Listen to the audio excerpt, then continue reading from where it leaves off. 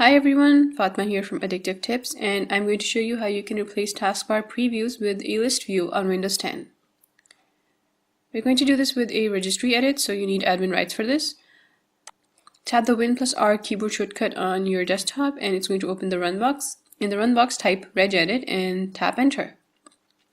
Now that you have the registry editor open, you want to navigate to this location on your screen.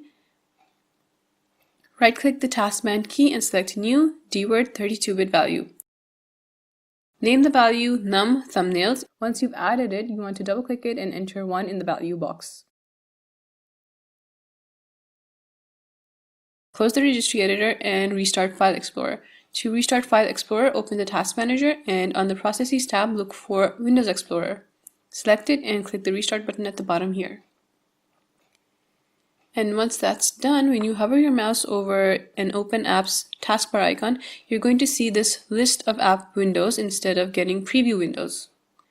To undo the change, all you have to do is delete the value that you created. Thanks for watching. I'll see you later with more tech tips.